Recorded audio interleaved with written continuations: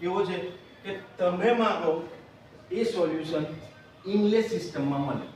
નીચે મારું પાર્કિંગમાં એક્સપાન્શન જોઈન્ટ ખૂબ દેખાય છે. પહેલા what I mean to say કે આઈ મીન -5 માં છું, પણ એની પહેલા ઉપરથી એનું થ્રુ આવે એક્સપાન્શન જોઈન્ટ. તો ઓલવેઝ જ્યાં સુધી હોય ત્યાં સુધી કન્ટિન્યુઅસ જે રીતે ડિઝાઇન કરો જવો જ જોઈએ. તમે સ્પેસ બંધ કરો એટલે બિલ્ડિંગ ફાટવાનું છે, એટલે ક્રેક્સને બ્લા યસ.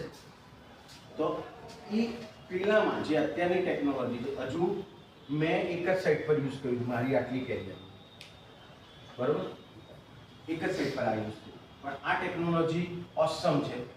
અત્યારે એવું લાગે કે મેં મોંઘી છે, પણ બ્યુટિફિકેશન, એસ્થેટિક, પાછળની ચેલેન્જીસ બધામાં એકદમ બેસ્ટ. અને અગેન આપણે હું વાણિયો છું, ગુજરાતી છું, એટલે આવા બધા ફોર્મેશન એના 19, 20, 23 એટલે 19, 20 તો અત્યારે ના કહેવાય, કારણ કે અમેરિકા આગળ જાય તો ઇન્ડિયન થોડું ટાઈમ લાગે, પોપ્યુલેશન બહુ બધા ટાઈમ, કરપ્શન. એટલે એવા ઇન્ડિયામાં બધા માણસો એવું એલ્યુમિનિયમના કમ્પોઝિટ મટીરિયલો બનાવતા થઈ ગયા. મારો ગમે તેટલો લોડ આવે થઈ જાય, એવા સેક્શન્સ હોય. ટીનાભાઈ આપણે ત્યાં છે ને પેલા એલ્યુમિનિયમના સેક્શન્સના બધા એક સેમ્પલ્સ પડ્યા હતા, ખબર? કાલે આપણે થોડું મોડું થયું, મને યાદ ઘરે ગયા પછી તો જો કાલે નેક્સ્ટમાં યાદ હોય તો ખાલી બતાડાય કે આવું એટલે એમને ખબર પડે. ઠીક છે, okay. Waterproofing performance depends on coating quality. Coating એક્સપાન્શનને બેર કરે એવું મોસ્ટ પ્રોબેબલી છે. આઈડિયલી એક્સપાન્શનને કોટિંગને બહુ લોજિકલી ફરક જ નથી, લેવા દેવા જ નથી. કે આજુબાજુના એરિયાને ખાલી ત્યાંથી પાણી ના જાય, પાણી એક્સપાન્શન જોઈન્ટ સુધી પહોંચવા ના દે. હેલો, બરોબર છે?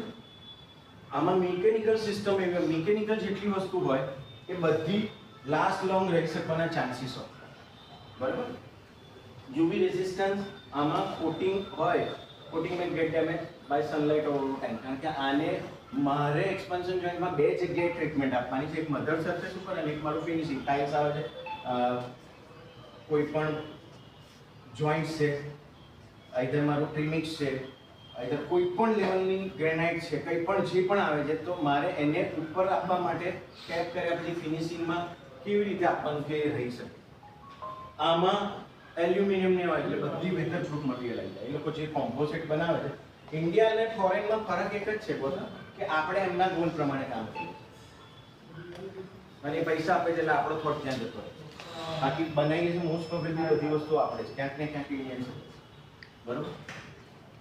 સર્વિસ લાઈફ 5-10 વર્ષ, પેલી 20-25 વર્ષ. એટલે આઈડિયલી એવું ગણાય એક્સપાન્શન જોઈન્ટમાં એવું જ કહેવાય કે 5 વર્ષની વોરંટી આપો ને અને બોસ ના થાય ને, પાણી ના પડે ને, તો તમે 101% પાસ છો, સક્સેસફુલી એકદમ ટોપર લેવલે પાસ છો, બરોબર.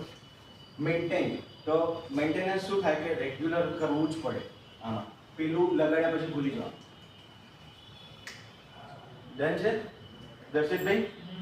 એપિયરન્સ નોર્મલ આવે, આ છે ને લાગે ઇન્સર્ટ બરોબર કર્યું, શર્ટ સારો હોય એનાથી નહીં ફરક પડતો. સાહેબને બધા બ્યુટિફિકેશન વાળા છે. Again life is all about 3 second.